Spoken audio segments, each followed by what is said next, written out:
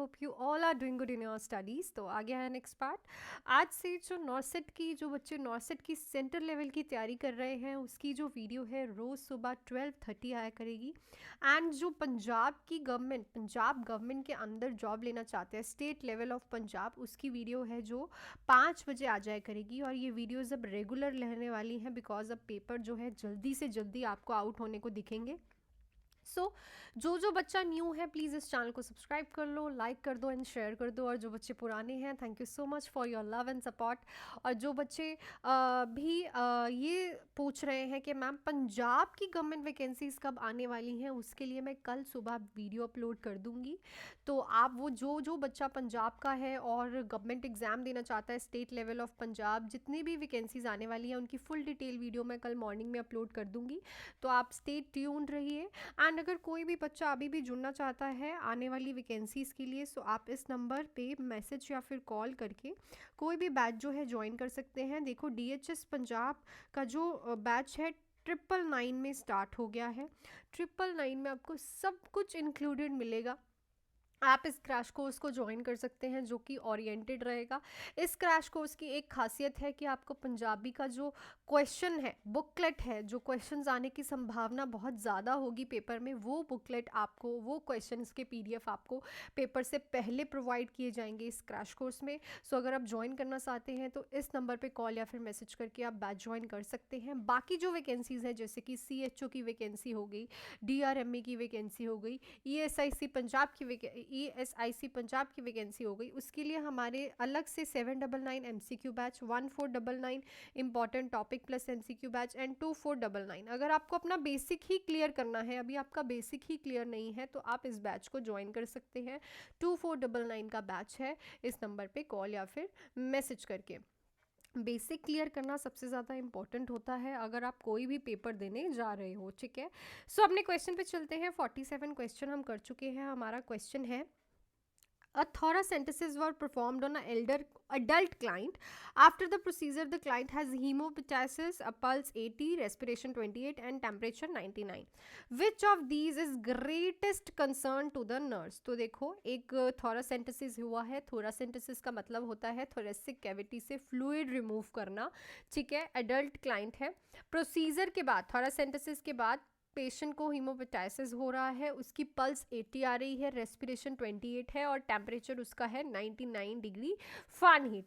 तो सबसे ज़्यादा ग्रेट कंसर्न अब क्या हो सकता है जो है इस पेशेंट के लिए? अगर थोरासेंटिसिस है, क्या हीमोपेटाइसिस आना ग्रेट कंसर्न हो सकता है? क्या पल्स 80 या फिर टेम्परेचर 99 या फिर रेस्पिरेशन ऑफ 28। सो अगर उसको ब्लीडिंग हो रही है थ्रू द माउथ, ठीक है, अगर उसे ब्लीडिंग हो रही है so it is a concern कि उसे ब्लीडिंग क्यों हो रही है और it can be a complication. बाकी चीज़ें देखो नॉर्मल है, पल्स 80 नॉर्मल है, टेम्परेचर इतना हो सकता है, फ्लूइड अभी बाहर निकला है सो इट कैन बी, और रेस्पिरेशन भी 28 is a normal, near by normal. So hemoptysis जो है एक ग्रेट कंसर्न हो सकता है आफ्टर द प्रोसीजर अगर पेशेंट को क्या है थोरासेंटेसिस हुआ है। नेक्स्ट क्वेश्चन देखेंगे। और जो ये बच्चे बोलते हैं कि मैम आप इजी क्वेश्चंस कराते हो, देखो BFUHS का पैटर्न जो है अभी चेंज कर दिया गया है उन्होंने, वो 1 लाइनर क्वेश्चन डालते हैं। सो आप ट्राई करो कि इजी से लेके डिफ़िकल्ट तक का सारे क्वेश्चंस करो बिकॉज बहुत ज़्यादा इंपॉर्टेंट है। अगर आप डिफ़िकल्ट क्वेश्चंस करोगे तो ईजी क्वेश्चंस में आप अटक जाओगे, ईजी करोगे तो डिफ़िकल्ट में। सो हर एक टाइप का क्वेश्चन मैं इसीलिए करवा रही हूँ ताकि आप हर एक चीज़ में परफेक्ट हो जाए।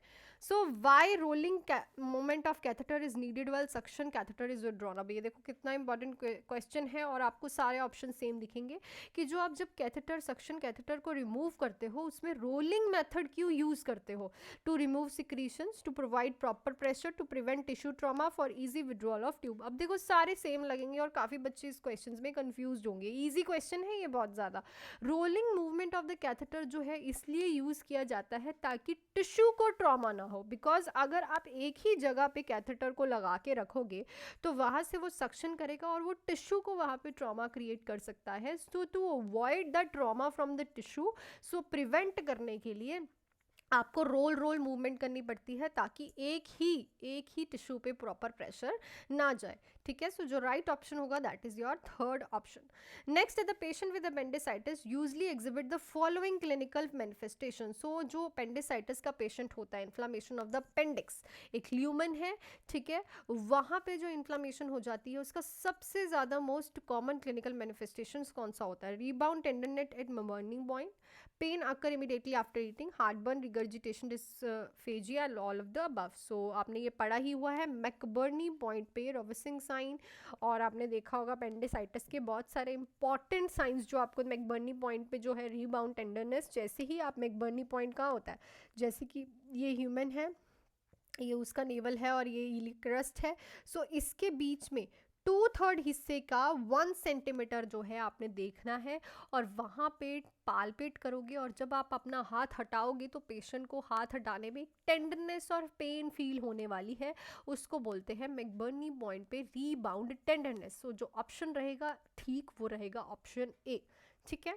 नेक्स्ट है which among the following complication will be present in a client after gastrotomy. So अगर किसी की ट्रैक्टमी हुई है, ठीक है, तो कौन सी कॉम्प्लिकेशन जो है प्रेजेंट होने के चांसेस होते हैं गैस्ट्रैक्टमी से मतलब removal of the gastric, removal of the stomach, anemia, deficiency of fat soluble vitamin, peptic ulcer, pancytopenia। अब देखो पेप्टिक अल्सर तो भाई स्टमक में होते हैं, स्टमक ही रिमूव कर दी तो इसकी तो कॉम्प्लिकेशन नहीं हो सकती, ठीक है। पैनसाइटोपिनिया इसमें नहीं होता। इसमें क्या होता है? एनीमिया, बिकॉज जो ऑब्जॉर्प्शन है आयरन की, विटामिन B12 की, वो बहुत ज़्यादा माल ऑब्जॉर्प्शन हो जाती है, उसकी ऑब्जॉर्प्शन हो ही नहीं पाती है ड्यू टू द गैस्ट्रैक्टमी। सो जब पेशेंट की गैस्ट्रैक्टमी हो जाती है तो बहुत ज़्यादा देखा जाता है पेशेंट को एनीमिया हो जाता है, आरबीसीज नहीं बनते, just because of the absorption जो है वो प्रॉपरली नहीं हो पाती आयरन एंड फॉलिक एसिड की एंड विटामिन C की। नेक्स्ट क्वेश्चन पे चलते हैं हम लोग। A client is admitted to the hospital with the bowel obstruction. Which of the following is a priority nursing diagnosis? So देखो bowel obstruction से patient आया है हॉस्पिटल में, मतलब कि उसकी bowel movement जो नहीं हो रही, वहाँ पे कुछ फंसा हुआ है, तो priority nursing diagnosis अब क्या रहने वाला है? Fluid volume deficient, deficient knowledge in active tissue perfusion, pain related to abdominal distension। अब I know आप सब दो ऑप्शंस में तो प्रॉपरली कंफ्यूज हो गए, ठीक है। सो देखो बावल ऑब्स्ट्रक्शन है, प्रायोरिटी नर्सिंग डायग्नोस क्या रहने वाला? Fluid volume deficient. क्यों? देखो डेफिशिएंट नॉलेज तो अभी नहीं रहेगा, पहले तो आपको ट्रीटमेंट करना पड़ेगा, उसके बाद आप उसकी नॉलेज को एनहांस कर सकते हो।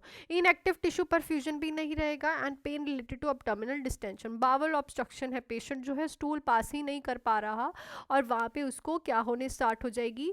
टेंडरनेस फील होनी स्टार्ट हो जाएगी। सो बावल ऑब्स्ट्रक्शन यही होगा कि पेशेंट को कॉन्स्टिपेशन होगी, पेशेंट का फ्लूइड इनटेक जो है वो प्रॉपर नहीं होगा। कॉन्स्टिपेशन मोस्टली इसीलिए होती है कि आप फाइबर और वाटर इनटेक जो है प्रॉपरली नहीं रहे। सो अगर उसका फ्लूइड वॉल्यूम डेफिशिएंट है, उसकी बॉडी में फ्लूइड ही नहीं है, तो बावल जो है वो मूव कैसे करेगा अंदर, पेरिस्टाल्सिक मूवमेंट कैसे करेगा बाहर निकलने के लिए? सो सबसे पहले तो आपको उसका फ्लूइड वॉल्यूम जो है वो प्रॉपर इंक्रीज करना पड़ेगा, नॉर्मल वैल्यू पे लेके आना पड़ेगा, ताकि जो है बावल ऑब्स्ट्रक्शन वो कम हो जाए। तो प्रायोरिटी नर्सिंग जो डायग्नोज रहने वाला है that is your fluid volume deficient, option number A.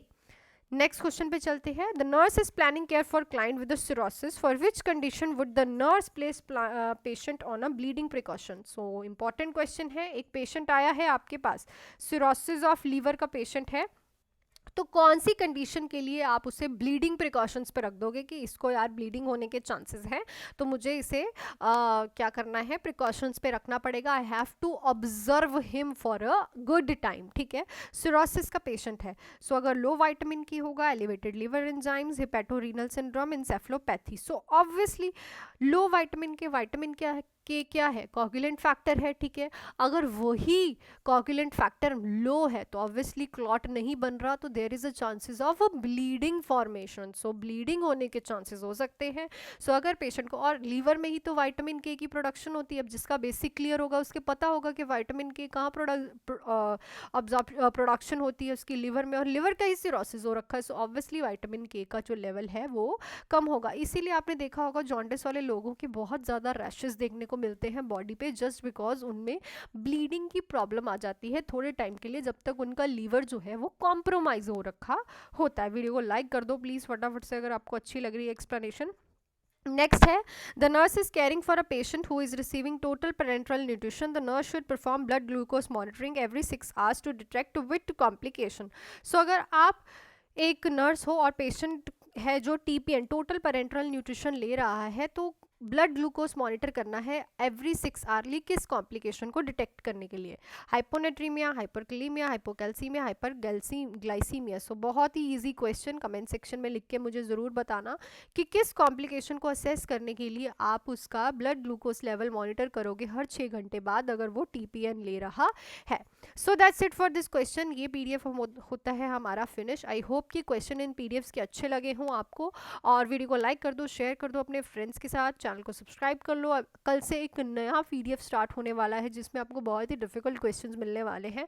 So stay tune for that. और अगर आपको कोई भी बैच ज्वाइन करना है सो आप बैच को ज्वाइन कर सकते हैं, टाइम आपके पास बहुत लिमिटेड है। क्रैश कोर्स हमारा स्टार्ट हो चुका है, 999 का क्रैश कोर्स है। बस इतना अफोर्डेबल क्रैश कोर्स आपको कहीं नहीं मिलेगा, जिसमें मैं खुद से स्टडी करवाती हूँ, हर टाइप का एमसीक्यूज, इंपॉर्टेंट टॉपिक क्लासेस होती हैं आपकी, टेस्ट आपके होते हैं, डाउट क्लासेस होती है, और आपको पेपर से पहले पंजाबी का एक पीडीएफ भी मिलेगा जिसमें मैं आपको खुद भी क्वेश्चंस करवा सकती हूँ और आपको पीडीएफ प्रोवाइड भी कर सकती हूँ। और अगर आप बाकी जो वैकेंसीज है पंजाब की, पंजाब सीएचओ हो गया, पंजाब की एएसआईसी का एग्जाम हो सकता है, और भी जितनी वैकेंसीज आती हैं उसके लिए हमारे 799, 1499 एंड हमारा जो 2499 वाला batch all in one batch है, 4 मंथ्स का ये बैच है जिसमें आपको थ्योरी का हर एक पॉइंट करवाया जाता है, प्लस थ्योरी के साथ ही उसके एमसीक्यूज करवाए जाते हैं ताकि आपका जो फंडा है वो क्लियर हो जाए। सो आप कोई भी बैच इस नंबर पे कॉल या फिर मैसेज करके हमारे साथ ज्वाइन कर सकते हैं। मोस्ट वेलकम है आपका मेरी क्लासेस में। Thank you so much, all the best.